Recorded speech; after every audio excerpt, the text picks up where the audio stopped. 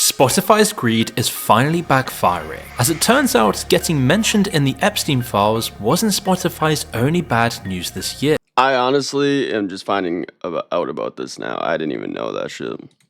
Because everyone is now leaving the platform. And I've definitely had some gripes with fucking Spotify. That one probably tops the fucking list, dude. No pun intended. And it makes sense when you see them lying about their mission. We've always thought about how we can grow the number of creators that are successful on Spotify. And it really started with music in itself, fairly compensating the artists that are on the platform.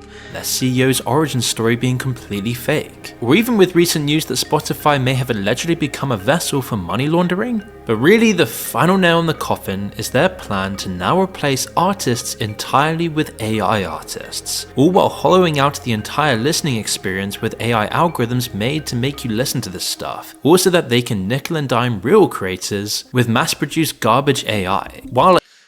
Yeah, and that's just completely like bullshit. I don't like you're trying to help the artists out, but then you're just like pushing AI music, and that's just taking away a lot from artists trying to make it.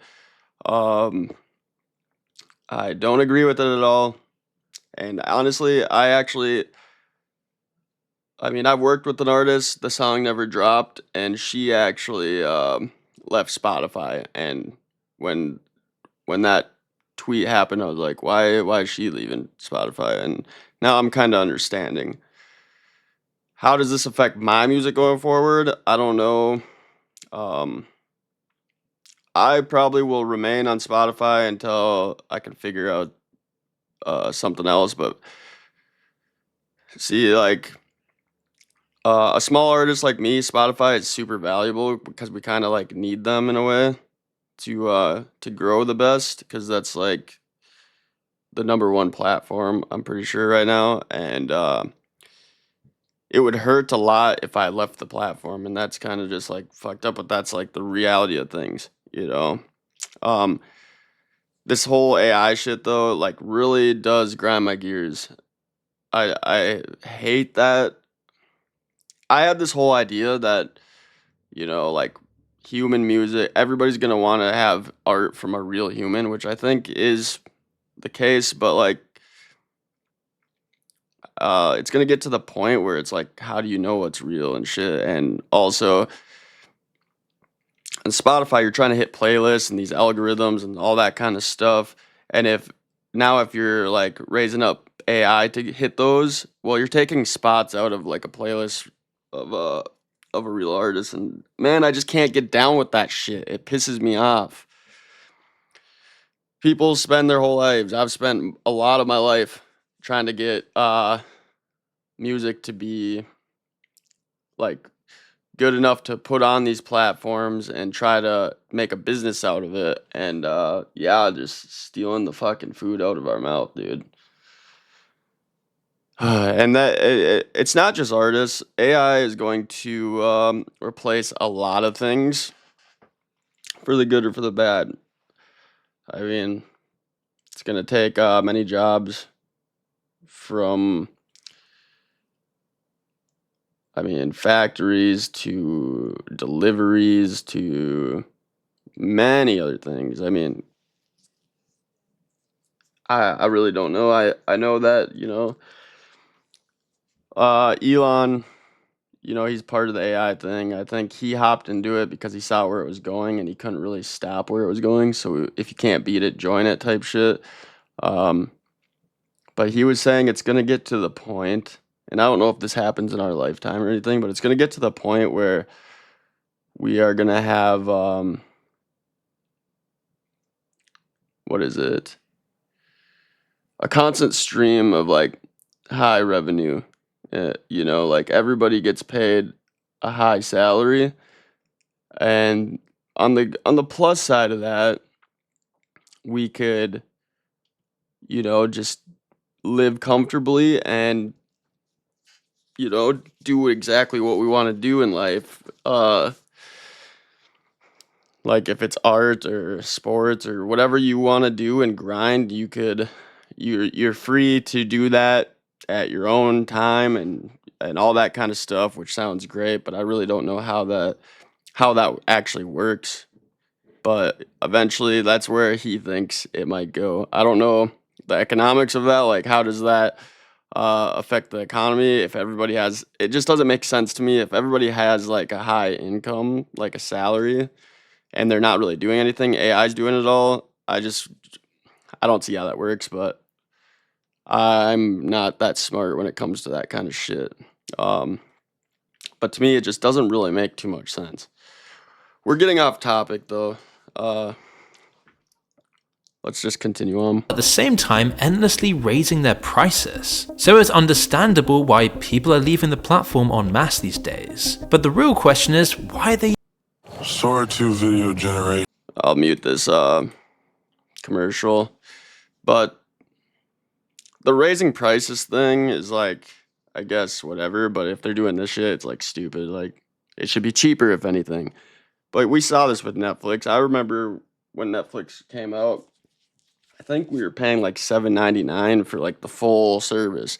And now you have like different pay plans you can do to get like one with commercials, one with not commercials, stuff like that. And then yeah, it's close to fucking damn near like $30 a month for Netflix now. I think this always happens with inflation for one, but as the product gets better and stuff, more people, they just demand more, and human greed is like mostly the main culprit, I would say. But all right, start to make sense when you I realize gotta rewind a little bit, sorry about that. question is these days. But the real question is, why are they even doing all of this to begin with? Well, it does start to make sense when you realize Spotify was never a music company. Their first patents talk about distributing films, TV shows, pictures, and whatever else they could get their hands on, as they wanted to dominate the entire entertainment industry, but they settled for music because it was the softest target. And despite what he says in his LinkedIn posts, Daniel Ek and his co-founder. So what I'm getting is actually they don't give a fuck about music. They just did it because it was the right move for them. Otherwise, they would have did other stuff. So like right there is kind of a red flag, because if I wanted somebody to, if I pictured like a great software of like where you could listen to music, a great platform, it would be somebody who actually cares about the artist and somebody who actually wants good music to be heard. You know, and it's about the music first, and I think money follows that, but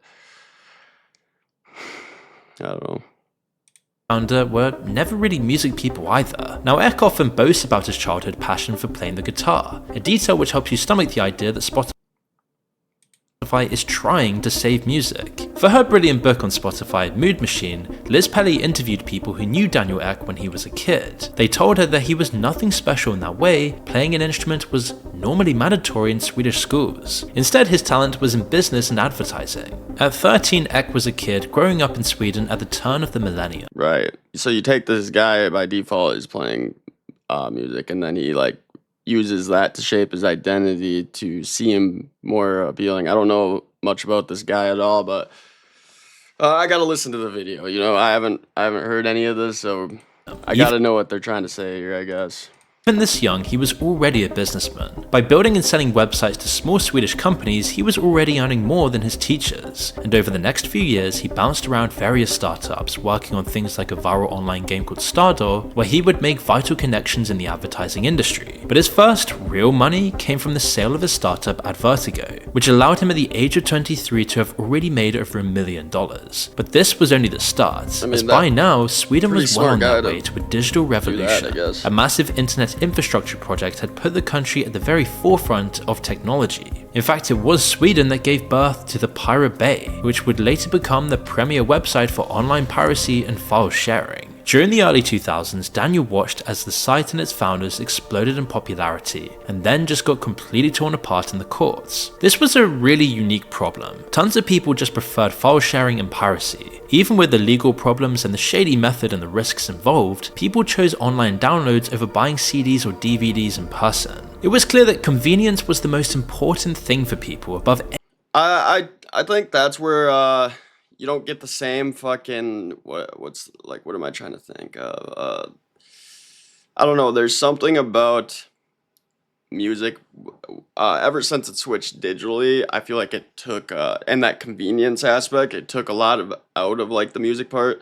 Like for example, back in the day, you could be like this mysterious artist, pop out here and there, but you know, like have this like cool ass persona and shit. And nowadays, with the convenience stuff, you have to be out there constantly just to keep up with things.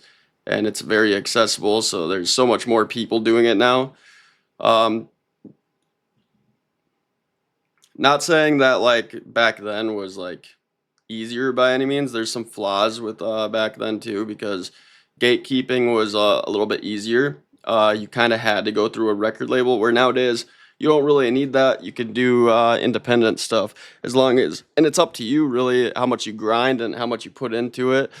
And over time, you can build something for yourself that's actually like sustainable. So like there's less gatekeeping. But in the reality of things, like I remember getting like a brand new CD and popping that thing in, and it was just a different thing. You know, now you have a playlist full of thousands of songs, and you know, I don't really know what I'm trying to say. It's just so much.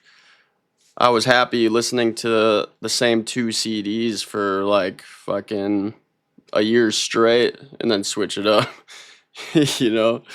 And now you have different music all the time, which I think the more music is good. But there's there's pros and cons to everything, like I was saying, you know? And yeah.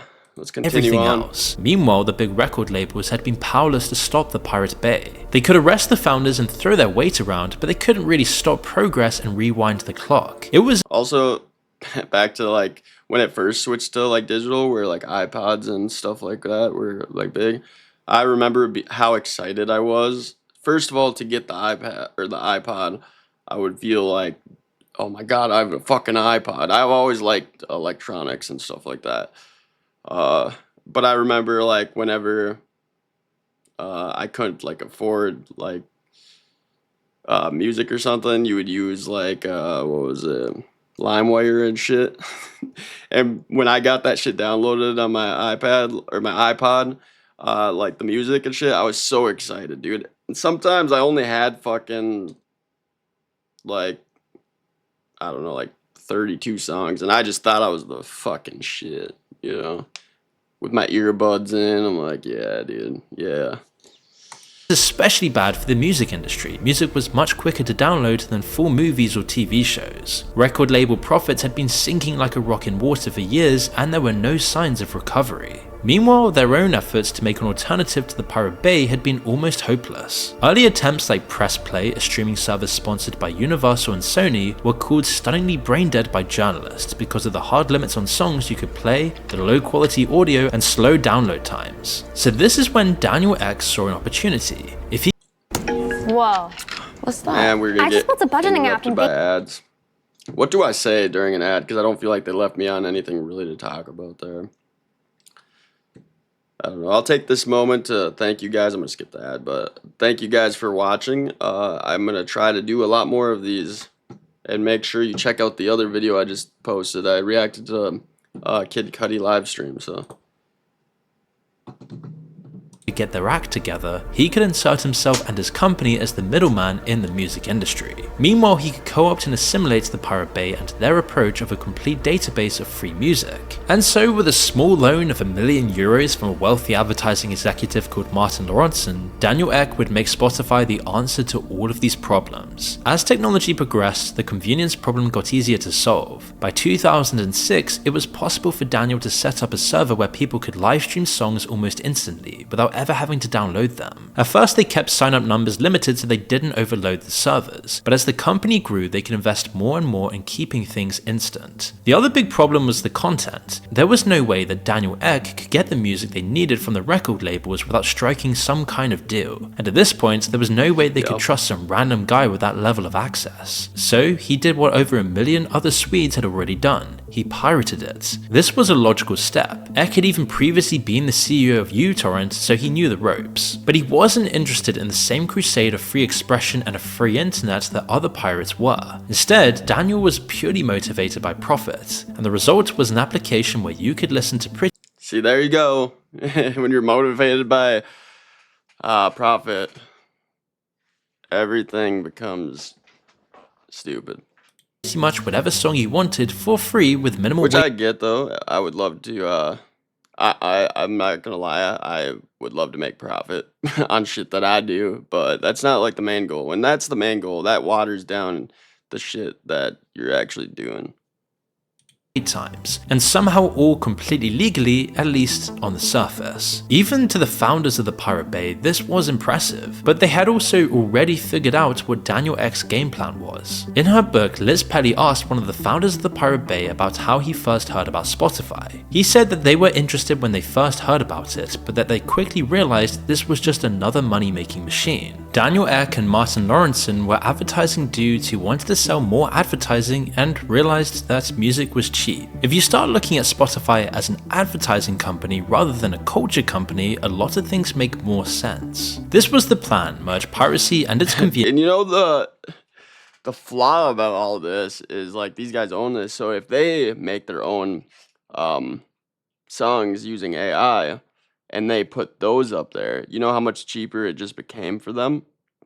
I mean, they can make money on their own shit and they're not even putting in blood, sweat, and tears to make the product. And the thing is you would think, oh yeah, people aren't going to actually listen to AI slop. The reality is a lot of people will. They're not going to even know the difference, and they don't care. If it sounds good, they're just going to fucking put it on.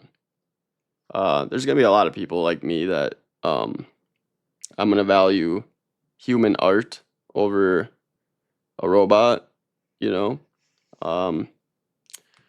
But I do feel like this is a thing that kind of like dampens my drive making music. It doesn't really do that because I love music, but it also does in a way of like almost like, what's the point? We've already lost. I've thought about that many times. I still continue on. It's just that I would be lying if that you know, if I said that thought wasn't in the back of my mind. I just feel like this stuff is getting better and better every day.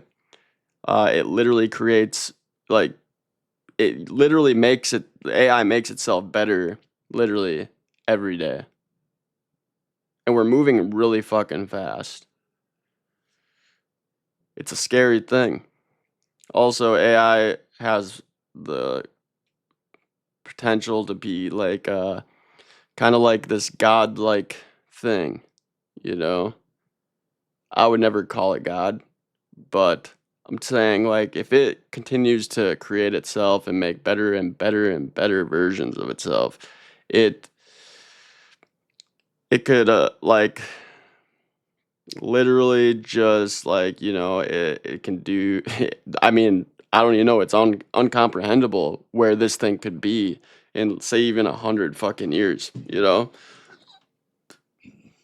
Like imagine. Also, we've also saw like AI trying to I think ChatGPT was threatened to be like shut down or something, so it tried to save a note for its future self or some shit. I don't know how that works, but it literally tried to like escape and like leave something for its future self to know, stuff like that. And it's also a fact that it's blackmailed. It's tried to blackmail people. And if we're already getting like hints of like these red flags like that, like just imagine what could happen. The disasters of AI could be very fucking substantial. You know.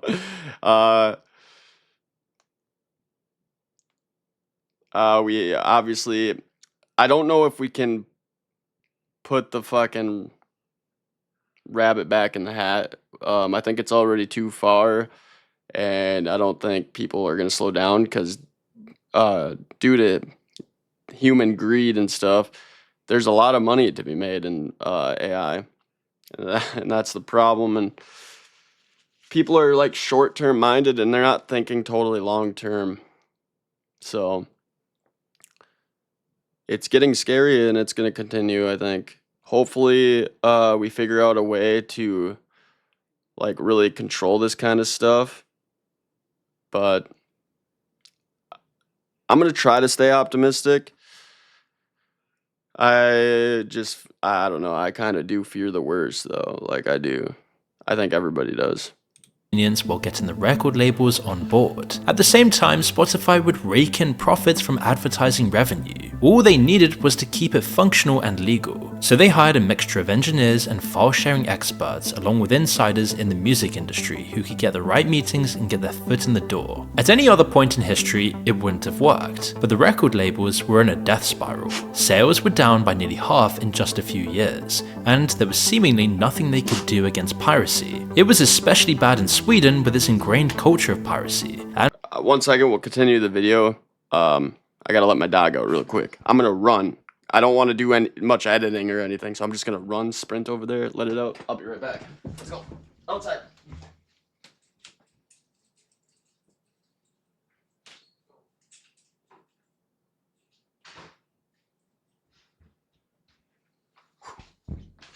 All right, back. It's like I clipped it out, you know, like I cut that out, you know. That's how fast it was, right? with the rise of the Hopefully, Pirate Bay, I it didn't seemed lose your almost attention. impossible to stop. Seeing this, Daniel Ek knew he had some leverage. At first, he appeared like an unassuming Swedish businessman who seemed to offer the music industry the solution to all of their problems. An answer Music is one of the best ways to And a express your commercial, feelings. man. That's why today Why couldn't that happen when I let my dog out? Yeah, I don't know. Shit is getting weird. control. But whatever it took to destroy the Pirate Bay, they would do it. Yet it took a lot of convincing, and at first, Also, I don't think all of AI is bad. I think, for the most part, it's kind of terrible. You get videos of people, like, literally, like, you can watch a Joe Rogan podcast, and he never even did that podcast. It's just AI generated, and it looks fucking literally real. And I think that could be terrible in the wrong hands. they started small, giving only Spotify crumbs while taking a massive chunk of the company in exchange for legitimacy. An initial deal gave a consortium of major record labels 18% of Spotify. Like, it all just takes the power away from, like, any type of content or creativity or anything like that. It's gonna take, it's gonna make pretty much humans pretty much powerless, you know? A lot of people I don't think are gonna have voices because the AI is gonna be the voice. Yeah. Along with a share of the ad money and even a deal for royalties per stream. The experiment worked, and soon Spotify was growing incredibly quickly in Sweden, while rolling out to other countries around the world. These launches meant separate deals each time, and one of these was leaked to the press, and it showed Spotify were willing to pay out tens of millions of dollars for just 1 year of access to the legit music catalog. But they didn't care. It got their foot in the door, and Spotify went from nothing to making millions almost overnight. And suddenly, places like the Pirate Bay weren't as necessary anymore, and now they could be finally taken down once and for all by the music and Hollywood industry. At the same time, in the early 2010s, there was excitement around Spotify. People legitimately thought that they were saving music, that they had created a legal way for people to enjoy music streaming without destroying the music business and hurting artists. In reality though, Spotify had just figured out a way to pass those 50% revenue losses off onto the artists, all while taking a cut of the pie for themselves as well. Musicians from Sweden already knew this. They had already experienced being an artist on Spotify. Magnus Uggla, a well-known and popular Swedish artist, described his experiences in a blog post from 2009, comparing what he got in 6 months of Spotify revenue to, quote, what a mediocre busker could earn in a day. It would end up as a prophetic vision of an awful future. Spotify has worked hard to keep the revenue split low for artists, paying them an industry low compared to other streaming platforms. This policy has been as lucrative for Spotify as it's been terrible for music. They've grown massively as a company, and unfortunately the stock market is still bullish about their exploitation plans. Jeffrey Epstein's decision in 2014 to take Peter Thiel's advice and not invest in Spotify early on was clearly a massive mistake. Valued at $5 billion then, it's now worth over $100 billion. And Daniel Ek will probably be thankful he never made that deal for multiple obvious reasons. Yet despite the often quoted 30-cent per stream number, Spotify insists with all that money, can you pay the artist a little bit more? Like fucking damn.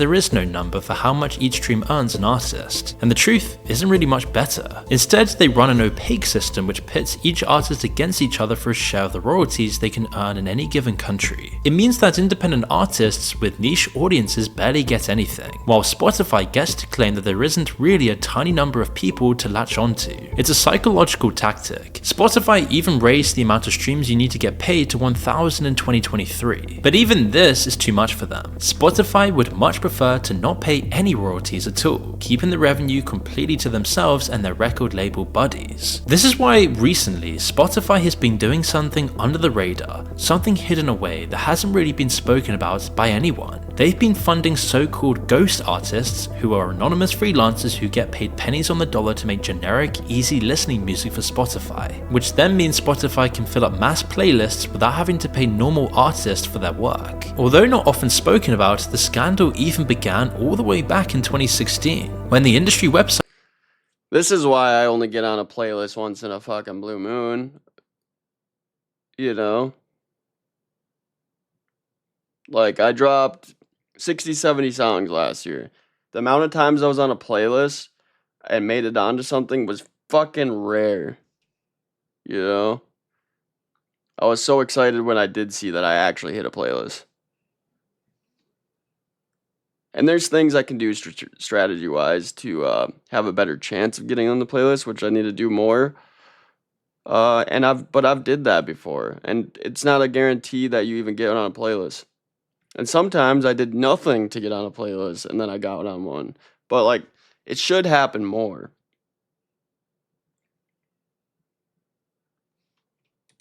Music Business Worldwide reported on a strange set of songs and artists it had found in some of Spotify's fairly new chill playlists. They described a small set of artists who seemed to be completely made up by Spotify, but were still getting hundreds of thousands of plays on the platform. Spotify vehemently denied the allegation. Dude, that's another problem, is like, a lot of artists like do get pushed up, and then there's some like what they're just mentioning right now, and there's also people who pay to have these fucking fluctuated numbers. I don't know if it's bots or what. I would never do something like that. I have too much competitive integrity in anything that I do, so I'd never do that. But it does suck, especially with how things go. Like, if you see a guy with 20 monthly listeners, even if his music is fucking solid, it's so good, it doesn't really matter to somebody who sees that number and they're like, well, some people do find you. It still happens, but they're like, oh, they just don't take you as serious. And then what's the difference between that guy and somebody who has, 10,000 monthly listeners, but they're like, paid for bots? And if it's real legit, I'm not against paying to get noticed. I've did that in my career. It's more, and it's not on Spotify, but if I could find a way to like pay to get on a good solid playlist where I could be discovered, I would probably do that. It makes sense business wise. But what was I saying? I kind of lost my train of thought. It's just, let me think. Let's just continue on. Sorry about that. That tends to happen with me. But clearly they had been experimenting with the idea, and by the next year more ghost artists and ghost written songs were discovered, and more denials then came along from Spotify. Quote, "We do not and have never created fake artists and put them on Spotify playlists. Categorically untrue, full stop." they said, but the evidence begged to differ. MBW next identified the source of the songs, another Swedish company called Epidemic Sound, who would pay artists to make stock and background music. Quote, "We know for a fact that Epidemic owned songs under fake artist names are being added to Spotify playlists with uncommon regularity. These songs were also getting pushed far more often and appearing far more frequently in playlists. It was almost like Spotify had some kind of financial incentive to do this, so that they didn't have to pay out royalties. Spotify kept on denying these claims until eventually they began ignoring them instead. Meanwhile, they ramped up Ghost song production over the next 5 years and filled playlists with them." Oh yeah, I'm just gonna look the other way and then just do it fucking more. You know, to the point that they began outnumbering real artists on some official playlists. Another fucking commercial. I gotta pay for YouTube or some shit. You're not By 2022, labels specializing in these ghost artists had gained billions of streams on the platform. Billions. Problem wasn't with the quality of the music itself, the people behind these songs were still talented artists making good music. Instead, the problem was with pretty much everything else. Over time, playlists have become a very key way for Spotify users to listen to music. They're often the reason Spotify's 500 million users aren't willing to switch platforms, even when their favorite artists pull out or the CEO starts funding murder drones. They have too much time invested in the playlist they've made. Often established artists aren't big fans of playlists. Instead of getting to tell a whole story with a mix of emotion, And that, yeah, 100%. That's gonna make it harder for somebody to want to go to a different platform. Like even me, I'm so invested in Spotify with this playlist I got going. To regrow that playlist on something else is I mean, it's years of work, you know, adding the music that you like and shit, like over time. It does make you more like stuck on that platform. Because nobody wants to go over, like nobody wants to just start over. Especially you're hopping in the car, you're just gonna put on Spotify, click your playlist, and go. You know, way easier. or an overall meaning, their songs then get split up and packaged with others just like them. Meanwhile, upcoming artists now have to consider how their songs will perform in playlists, compared to mass-produced music that is already designed for that format. They're incentivized to not risk doing things like having long intros or taking their time with the big. That's a great point, too. And if you listen to my music, I don't care, and that hurts me as an artist. And what I mean by I don't care is I will have that long intro on my song. I will have some breathing room. I'm not gonna just hit you with the bass drop right away and come in spitting. You know, I like to make art, and I don't want to cut these little corners to make a song that's gonna do better. I don't want to do that. That's slaving for some bullshit that I'm not gonna slave for, even though I know it would benefit me. Beginning of songs, or really doing anything which goes against people's expectations. They know that Spotify's algorithms are always watching and always listening, taking note of which songs. That's another thing is why, like, some artists will make this style and they stay there, because if they do venture out, which I don't, I kind of do a little bit of everything, which also hurts me.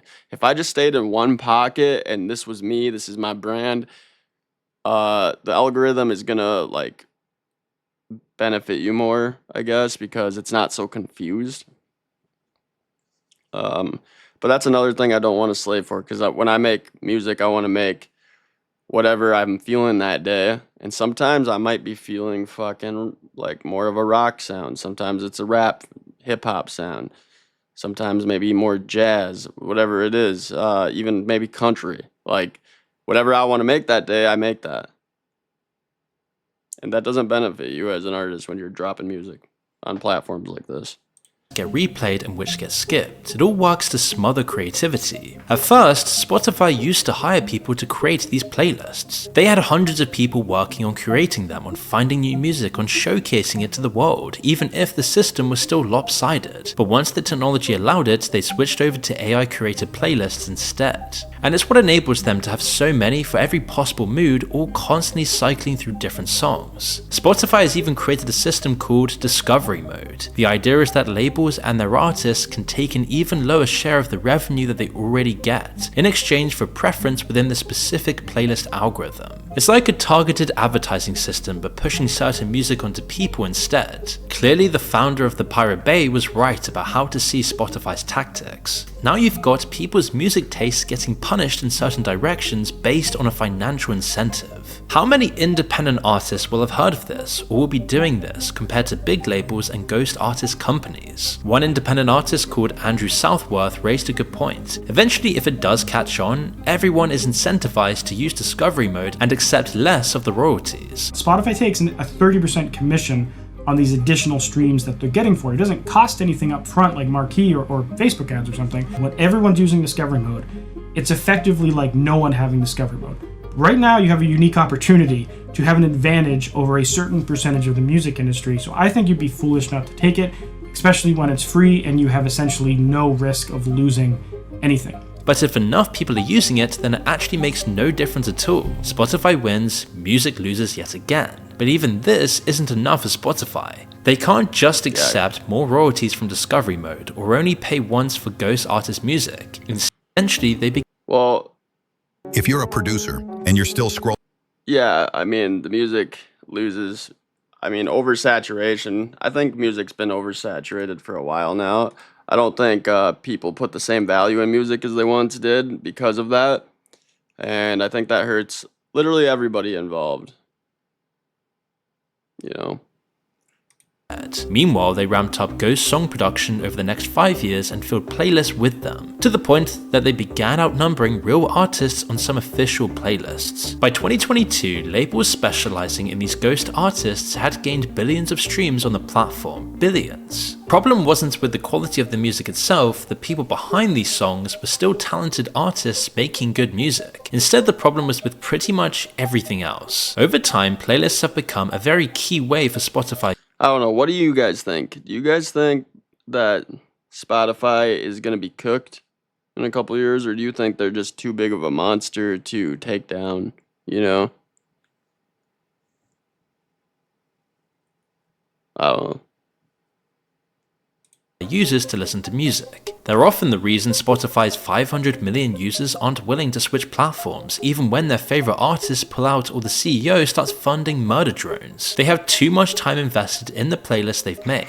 Often established artists aren't big fans of playlists. Instead of getting to tell a whole story with a mix of emotions or an overall meaning, Funding murder drones is also fucking crazy. Their songs then get split up and packaged with others just like them. Meanwhile, upcoming artists now have to consider how their songs will perform in playlists, compared to mass-produced music that is already designed for that format. They're incentivized to not risk doing things like having long intros or taking their time with the beginning of songs, or really doing anything which goes against people's expectations. They know that Spotify's algorithms are always watching and always listening, taking note of which songs get replayed and which get skipped. It all works to smother creativity. At first, Spotify used to hire people to create these playlists. They had hundreds of people working on curating them, on finding new music, it used on to be real showcasing people making playlists, and now I guarantee it's fucking AI. And AI doesn't know shit.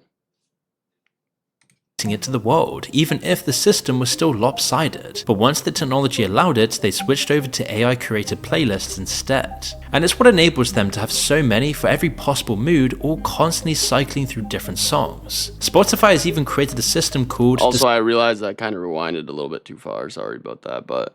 doesn't hurt to go over it again. Discovery mode. The idea is that labels and their artists can take an even lower share of the revenue that they already get, in exchange for preference within the specific playlist algorithm. It's like a targeted advertising system but pushing certain music onto people instead. Clearly the founder of the Pirate Bay was right about how to see Spotify's tactics. Now you've got people's music tastes getting punished in certain directions based on a financial incentive. How many independent artists will have heard of this or will be doing this compared to big labels and ghost artist companies? One independent artist called Andrew Southworth raised a good point. Eventually, if it does catch on, everyone is incentivized to use discovery mode and accept less of the royalties. Spotify takes a 30% commission on these additional streams that they're getting for it. It doesn't cost anything up front like marquee or Facebook ads or something. When everyone's using discovery mode, it's effectively like no one having discovery mode.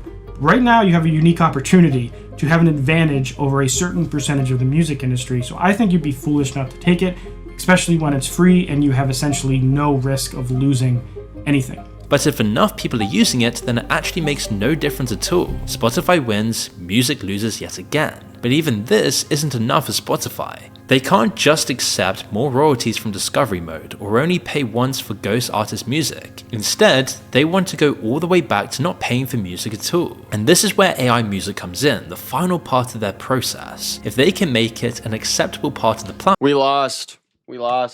it means even more profits for Spotify and Daniel Ek. Unfortunately, this process has already begun. In 2022, Spotify began a project to create a system called Soundscape. The idea was that with generative AI, people could simply put in a mood or a feeling or a vibe and the AI would create an endless song based on the prompt. Clearly, even Spotify thought this was too much too soon, so they scrapped it, only to release a beta version of a similar feature just a couple of years later. Instead, they began proliferating their platform with AI music instead. Like Ghost They only thought that because they wanted to easily, ease people into it, just walk into what's gonna happen. music, it often Such fucking bullshit. itself in playlists and gets millions of plays. When specific AI artists or songs make the news, they remove them. But they don't label any of the songs as AI yet, and they're in talks with the labels about how to incorporate That's a big problem too. If there is AI in it, and I think AI could be smart enough to know if something's AI, so they should always mark something that's AI. Or at least give humans like a check mark, kind of like what like a Twitter would do or something. Well, they kind of do that anyway on Spotify. But yeah, there needs to be something that splits them up, real from fake. If you're gonna have it on there, I think you shouldn't have it on there at all. But if you're gonna have it on there, you should at least make it known what's what. Hopefully, and there's a platform that comes out that works really well in the artist's favor, and they don't allow any AI on it. That would be huge. I think if somebody can come up with that, I think we're back, baby. But I think right now we lost. We're losing. Into their system properly. You can be sure that their new AI DJs will happily recommend it to their audiences. There have already been some notable casualties from this policy. Now, don't get me wrong, lo-fi hip-hop and the people who listen to it have always been obsessed with nostalgia, but now they're getting nostalgic for music that came out just a few years ago. It's all because of the AI music. Lo-fi hip-hop was the perfect genre for it to infect. All of the nuances, the creativity. The AI toolkit is live on Artlist. And then we get a fucking AI commercial, dude. It's everywhere. It's everywhere.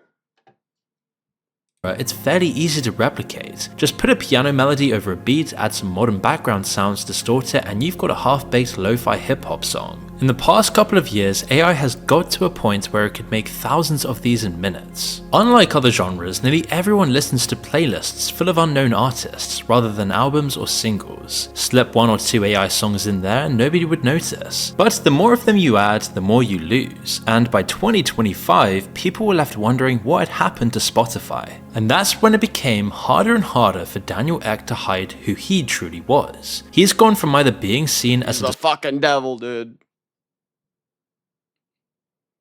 disruptor or not known at all by the public to being someone synonymous with unearned exploitation. It got so bad that he had to even step back from being CEO of Spotify, as he's been causing scandal after scandal. Most recently, his very own venture capital firm announced 600 million euros of investments in a company called Helsing, a firm specializing in drone warfare. They've promised to only ever sell to democracies, but how much does that term even mean when Kim Jong-un holds fake elections? Plus, nobody really believes corporate promises anyway. It's why recently a growing wave of artists like Massive Attack has called for boycotts on Spotify, and another scandal could easily push things over the edge. Whether or not this will go anywhere else though remains to be seen, but it might not matter anyway. Spotify is losing market share across the board. Massive companies like Amazon, Apple and Google have all been pushing their own music streaming service. I do the best on Spotify for my music, but I actually kind of pray for their downfall.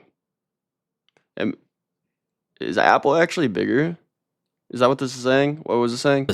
Apple Music had their best year yet in 2025, Okay, and Spotify's main because of route the for scandals, future growth yeah. are new markets So- and continents where the internet rollout is still ongoing. But here they could run up against their old enemy again, piracy. Developing countries in places like Africa and Asia have strong cultures of reproducing media, and governments have much bigger fish to fry than stopping it. Lots of people just won't have the money to pay a subscription as well, and when the internet hits, they'll switch to torrenting instead. And funnily enough, the same problem is coming back in the developed world as well. If Spotify keeps raising their prices, they then risk getting undercut by their competitors, or people turning to the high seas to skip. But you think it's just Spotify doing this? You know, I feel like a lot of the other platforms, I just haven't heard much. I guess I've been out of the loop even on this. This video came out a month ago. But I've heard stuff, you know, in the last year about Spotify and shit like that. But like, there's got to be other platforms actually thinking the same way as this. Corporate greed, human greed. Paying entirely. Convenience, as we've seen, is worth a lot, but every time Spotify tests that price tag, it's a massive gamble, especially as the quality gets diluted every year with all of this garbage. At the end of the day, other services like SoundCloud might not be perfect, but at least they offer a far better, more ethical way of listening to music than using Spotify. True, and I have my music on mostly all platforms, like probably all these. And I've been neglecting SoundCloud, which I came up on SoundCloud. Like, that's where I first started releasing music. My first song was on SoundCloud. And SoundCloud, I think, was really great, especially at that time. I just feel like there's not as many eyes on it, which is true. It's not how it goes anymore. Maybe I should go back to it, though. Yeah. Lots of apps now also let you transfer your playlists, and if people continue to find out about this, it means the barrier for switching will become lower and lower. Really, none of the options are perfect, and everything other than going back to vinyl seems like it's exploiting someone. But Spotify's plan to become the worst one around really doesn't seem like a winning strategy, and if they carry on like they are, then they deserve to lose everything. I agree.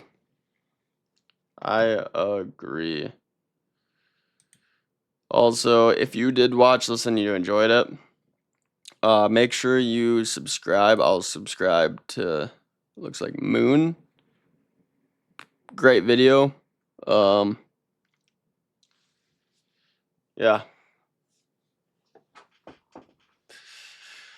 Oh, what a world we live in, you know. But I will see you guys on the next video. Peace out.